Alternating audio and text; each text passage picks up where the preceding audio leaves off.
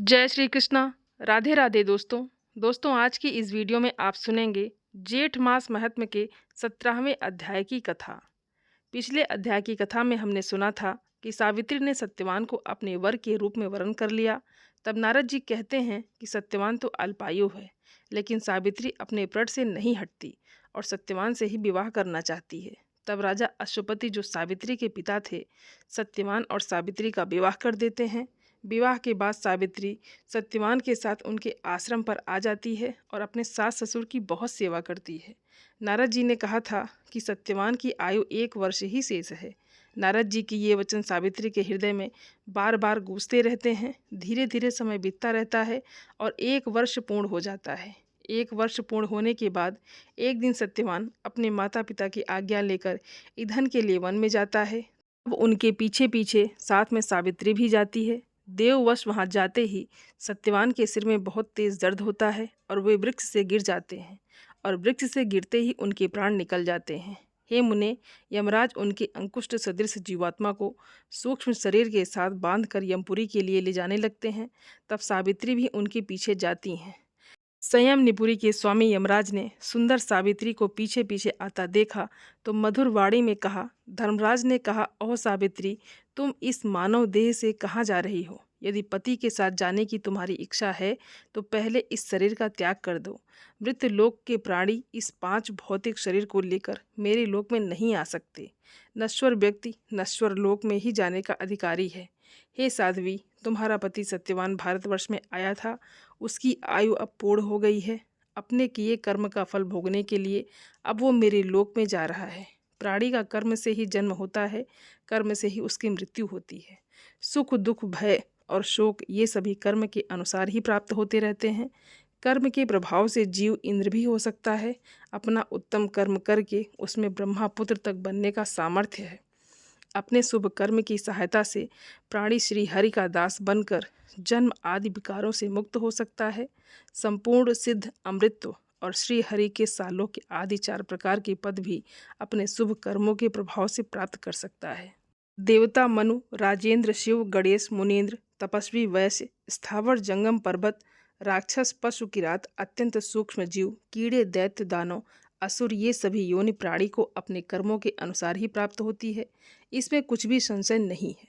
इतना सावित्री से कहकर यमराज मौन हो गए। स्कंद जी कहते हैं, हे ऋषियों, सावित्री ने यमराज की ये बातें सुनी और परम भक्ति के साथ उनकी स्तुति की।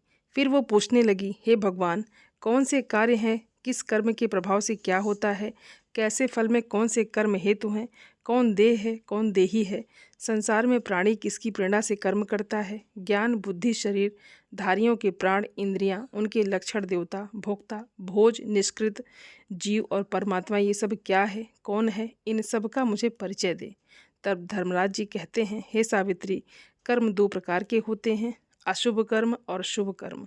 वेदोक्त कर्म शुभ होते हैं, इनके प्रभाव से प्राणी कल्याण के भागी होते हैं। वेदों में जिनका स्थान नहीं है वो अशुभ कर्म होते हैं और नरक प्रदायक हैं। भगवान विष्णु की जो संकल्प रहित अतु की सेवा की जाती है उसे कर्म निर्मूल रूपा कहते हैं। ऐसी ही सेवा हरिभक्ति प्रदान करती है। कौन कर्म फल के भोक्ता है और कौन निर्लिप्त, इसका उत्तर है कि श्रुति का वचन है, श्री हरि का जो भक्त है वो मनुष्य मुक्त हो जाता है। जन्म, मृत्यु, जरा, व्याधि, शोक और भय ये उसके ऊपर अपना प्रभाव नहीं डाल सकते। हे साध्वी, श्रुति में मुक्ति भी 2 प्रकार की है, जो सर्वमत है। एक को निर्वाण प्रदा कहते हैं और दूसरी को हरि भक्ति प्रदा। मनुष्य इन दोनों का अधिकारी है। वैष्णव पुरुष हरि भक्ति स्वरूपा मुक्ति चाहते हैं और अन्य साधु जन निर्वाण प्रदा मुक्ति की इच्छा करते हैं। कर्म का जो बीज रूप है वही सदा फल प्रदान करने वाला है। कर्म कोई दूसरी वस्तु नहीं, भगवान कृष्ण का ही रूप है। वे भगवान प्रकृति से परे हैं और कर्म भी इन्हीं से होता है, क्योंकि वही उसके हेतु रूप हैं। जीव कर्म का फल भोगता है, आत्मा तो सदा निर्लिप्त ही रहती है। देही आत्मा का प्रतिबिंब है और वही जीव है। तब धर्मराज जी कहते हैं, हे वत्स, तुमने जो पूछा था मैंने तुम्हें शास्त्र के अनुसार बता दिया। ये विषय ज्ञानियों के लिए भी परम ज्ञान में है। अब तुम यहाँ से सुखपूर्वक लौट जाओ। तब सावित्री कहती हैं, हे प्रभु, आप ज्ञान के अतः समुद्र हैं। अब मैं अपने इन प्राणनाथ को और छोड़कर कैसे और कहाँ जाऊं? जो जो बात पूछती हूँ आप मुझे बताने की कृपा करें। जीव किस कर्म से, किस प्रभाव से किन किन योनियों में जाता है? हे देव, कर्म कौन से कर्म स्वर्ग देते हैं और कौन से नरक? किस कर्म के प्रभाव से प्राणी मुक्त हो जाते हैं? और श्री हरि में भक्ति उत्पन्न करने के लिए कौन से कर्म कारण होते हैं? किस धर्म के कारण प्राणी रोगी होते हैं और किस कर्म के करने से निरोगी हो जाते हैं? दीर्घजीवी और अल्पजीवी होने में कौन कौन से कर्म प्रेरक हैं? किस कर्म के प्रभाव से प्राणी सुखी होते हैं और किस कर्म को करने से दुखी होते हैं? किस कर्म को करने से अंगहीन, बधिर, अंधे, पंगु, उन्मादी, पागल, अत्यंत लोभी और नरघाती होते हैं? एवं सिद्ध और सालोक्य आदि मुक्ति प्राप्त होने में कौन से कर्म सहायक होते हैं? किस कर्म के प्रभाव से प्राणी ब्राह्मण होते हैं और किस कर्म के प्रभाव से तपस्वी होते हैं? स्वर्ग आदि भोग प्राप्त होने में कौन से कर्म साधन हैं? किस कर्म को करने से प्राणी बैकुंठ में जाते हैं? ये ब्राह्मण लोक निरामय और संपूर्ण स्थानों से उत्तम धाम है। हे देव, कहिए किस कर्म के प्रभाव से उसकी प्राप्ति हो सकती है? कितने प्रकार के नरक हैं? उनकी संख्या और उनके नाम क्या क्या हैं? कौन किस नरक में जाता है और कितने समय तक वहाँ यातना भोगता है? किस कर्म के फल से पापियों के शरीर में कौन सी व्याधि उत्पन्न होती है? हे भगवान, मैंने ये जो प्रश्न किए हैं उन सब के उत्तर आप मुझे विस्तार से देने की कृपा करें। स्कंद जी कहते हैं, हे ऋषियों, सावित्री के ऐसे वचन सुनकर यमराज के मन में बड़ा आश्चर्य हुआ और वो हंसकर प्राणियों के कर्म विपाक कहने के लिए उदित हो गए। यमराज जी ने कहा, प्यारी बेटी, अभी तुम हो तो अल्प वायु की बालिका, किंतु तुम्हें पूर्ण विद्वान ज्ञानियों और योगियों से भी बढ़कर ज्ञान है। हे पुत्री भगवती, सावित्री के आशीर्वाद से तुम्हारा जन्म हुआ है। तुम उन देवी की कला हो। राजा ने तपस्या के प्रभाव से देवी सावित्री ऐसी कन्या को प्राप्त किया है। जिस प्रकार लक्ष्मी भगवान विष्णु के भवानी शंकर, कर के राधा कृष्ण के और सावित्री ब्रह्मा के मूर्ति धर्म के शतरूपा, मनु के देवती, करदम के अरुंधति, वशिष्ठ जी के और आदित्य कश्यप जी के देवी अहिल्या, गौतम के और सच इंद्र की रोहिणी, चंद्रमा की और रति कामदेव की, स्वाहा अग्नि की और स्वधा पितरों की, संज्ञा सूर्य की और वारुणी वरुण के, दक्षिण यज्ञ की और पृथ्वी वाराह के, देव सेना कार्तिकी के पास सौभाग्यवती प्रिया बनकर शोभा पाती हैं। वैसे ही तुम भी सत्यवान की प्रिया बनो। मैंने तुम्हें ये वर दे दिया। हे महाभाग्य, इसके अतिरिक्त जो भी तुम्हें अवश्यांडा हो, यही मेरी अभिलाषा वर है।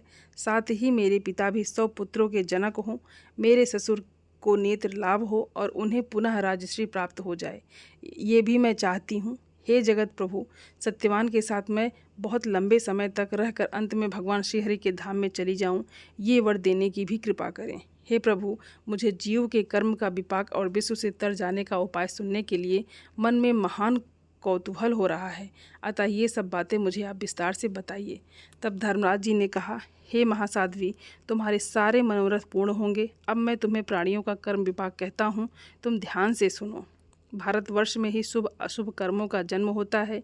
यही के कर्मों का शुभ या अशुभ की संज्ञा दी जाती है। यहाँ सर्वत्र पुण्य क्षेत्र है, अन्यत्र कहीं नहीं। अन्यत्र तो प्राणी केवल कर्मों का भोग भोगते हैं।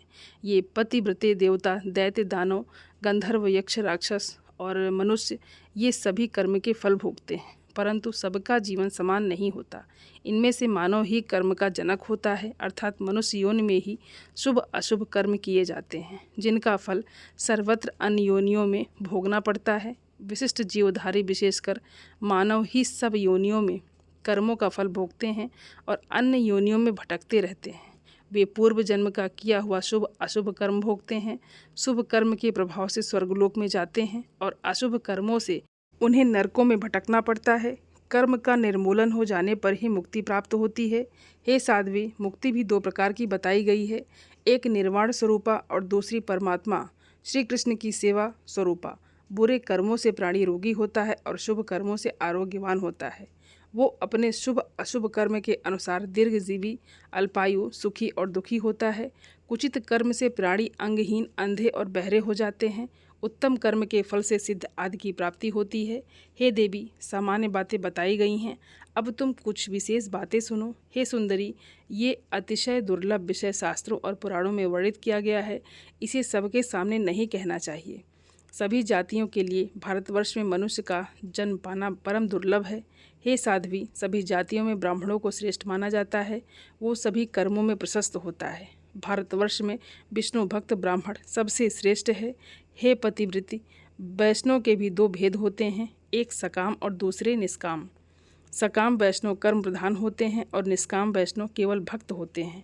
सकाम वैष्णव कर्म के फल भोगते हैं और निष्काम वैष्णव शुभाशुभ योग के उपद्रव से दूर रहते हैं। इस तरह यमराज जी ने सावित्री ने जो भी पूछा था उन सभी प्रश्नों के उत्तर विस्तार से दिए। यमराज जी ने क्या क्या कहा ये हम अगले अध्याय की कथा में सुनेंगे और आज के अध्याय की कथा यहीं पर समाप्त होती है। बोले श्री कृष्ण भगवान की जय, बोले श्री हरि विष्णु महाराज की जय। दोस्तों, उम्मीद करती हूँ ये वीडियो आप सभी लोगों को बहुत अच्छी लगी होगी और आप सभी सनातनी भाई बहनों से मेरा विनम्र निवेदन है, मेरे चैनल को सब्सक्राइब ज़रूर कर लें और वीडियो को लाइक और अपने फैमिली फ्रेंड के साथ शेयर ज़रूर करें। आप सभी को जय श्रीमन नारायण। धन्यवाद दोस्तों।